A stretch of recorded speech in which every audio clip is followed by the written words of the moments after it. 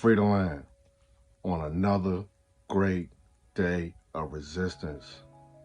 Today, we will be honoring one of the greatest acts of stiff resistance during the history of the transatlantic slave trade and the domestic slave trade of the United States of America. Yes, I'm talking about the 220th commemoration, veneration of the Igbo landing in St. Simon Islands off of Dunbar Creek. I want to give a powerful salutations and veneration and honorment to these 75 great Igbo warriors, ancestors, and the DGA who sacrificed their lives to resist the capitalist system of slavery. This deals with a part of history that's rarely talked about. Some people really don't want to talk about. It's one of those acts of resistance that they try to keep suppressed, but it's a part of the conditions and the inhumane treatment of the transatlantic slave trade. I'm speaking about the acts of suicide. I'm talking about acts that we wouldn't even fathom that our ancestors had to take in order to, to not become a part of the most horrific system in history that was placed upon our people, which was slavery. Before I get to the commemoration of the Igbo landing of May 1803, I'm gonna talk a little bit about the history of slavery in Georgia. We do know that the first peoples to bring enslaved peoples from Africa to that territory came from the Spanish Empire, 1525, 1526. The first enslaved peoples were brought to an area that was named San de Miguel Guadape. It was a notorious slave rebellion that sparked off in that area that put an end to the beginning of the Spanish Empire colonizing that land of Georgia. We also know many enslaved peoples from Africa came from Angola, Sierra Leone, the Gambia, and Nigeria.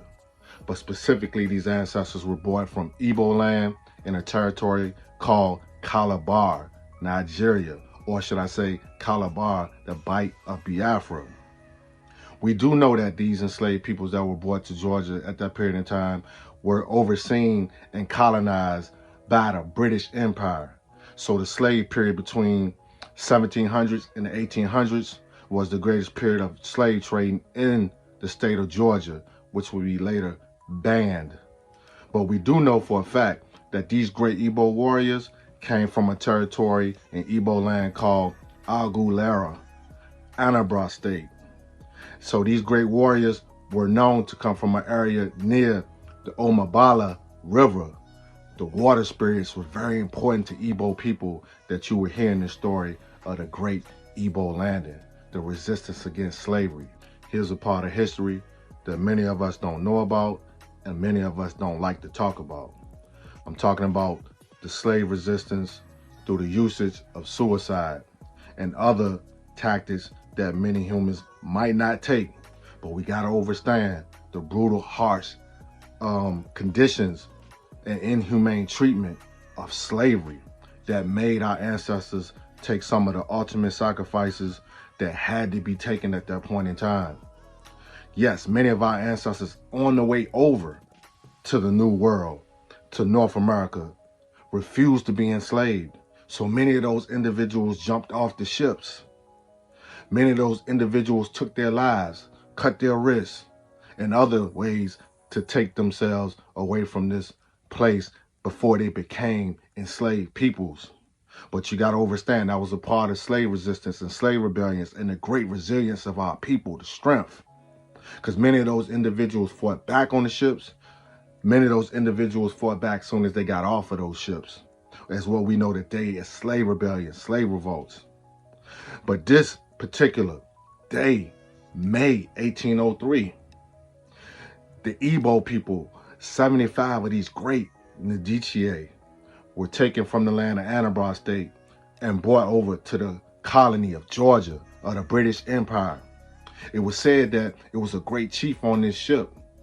As soon as they got to Dunbar Creek in St. Simon Island, These individuals refused to be enslaved, as they say that the Igbo ancestors were one of the most resistant peoples to the transatlantic slave trade and the domestic slave trade.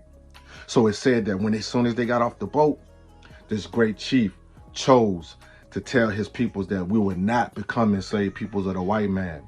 So he led these individuals, these 75 great ancestors, into the river off of Dunbar Creek and drowned themselves, as they believe in their traditions of Igbo spirituality and Igbo science, that the water spirits would carry them back home, the same water spirits that brought them there.